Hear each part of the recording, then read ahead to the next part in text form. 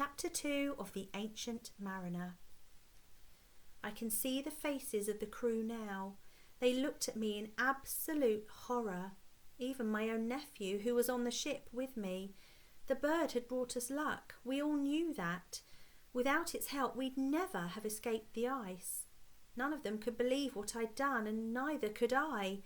I began to tremble. I fell to my knees. What had I been thinking? True, at home, in the countryside, I used to go out and shoot birds for the pot. But this was no ordinary bird, and I knew that as well as anyone. The sun was still shining. The wind was still there, but no bird followed or came when we called. Everyone was strung up and tense, certain that bad luck was bound to follow. But then the sun still shone and the breeze still blew, and they began to change their tune.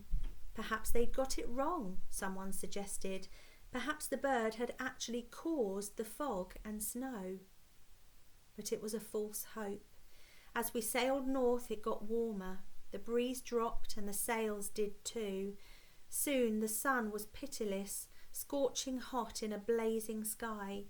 Day after day the ship drifted, a tiny speck in the huge ocean. We were surrounded by water, but before long we didn't have a drop to drink. Our mouths were dry, our lips were cracked. We grew weaker and weaker. We began to despair. At night, strange lights flashed across the sky, blue and green and white. Our sleep was broken by nightmares. Several dreamt of a spirit, a phantom. They said it had followed us from the land of mist and snow. We couldn't see it, but it was there, deep beneath the ocean, and it was determined to punish us for the thing that I alone had done. Eventually our throats became so dry that we could no longer speak, but that didn't stop their burning eyes from glaring at me, and it didn't stop them hanging the body of the albatross around my neck to remind me of what I'd done, as if I could ever forget. Then, one day, as I gazed drearily out to sea, I saw a black speck. I thought I was imagining things. It seemed to twist and turn and duck and dive. At first I couldn't make out what it was. Then, as it came closer, somehow I managed to speak. I pointed and croaked, "Look! A sail! A sail!" Their faces lit up, and we all watched eagerly as the ship drew closer. It was evening, and the sea glowed like fire in the west. We waited impatiently, hope bubbling up inside us. But I began to see that there was something strange about this ship. It was moving too fast, for one thing. We were drifting. Why wasn't this ship? And its sails, they were tattered like spiders' webs. Any wind would just blow straight through them. The ship drove in front of the red sun. Its masts were black and splintered. A feeling of dread began to creep over me. What kind of a ship was this?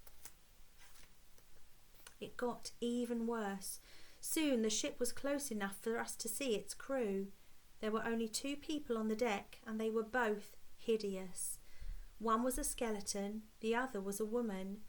She was beautiful, and yet there was something about her that made her even more frightening than the skeleton. Her lips were too red. Her skin was too white.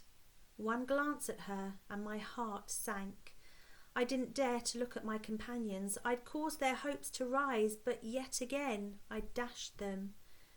The wreck shouldn't even have been able to float, but it came alongside us all the same, so close that we could see these 2 unnatural figures were playing a game of dice. All at once the woman cried out, "That's it! The game's over! I've won! I've won!" She looked across at us and cackled in triumph. I knew then that something awful was going to happen. It did. A sudden gust of wind blew up out of nowhere, rattling the bones of the skeleton. The black ship sailed off at an unnatural speed, and before long it had disappeared. I could still hear that horrible laughter. Then all 200 of the crew turned towards me. They gazed at me sadly, their eyes glittering in the pale light of the moon.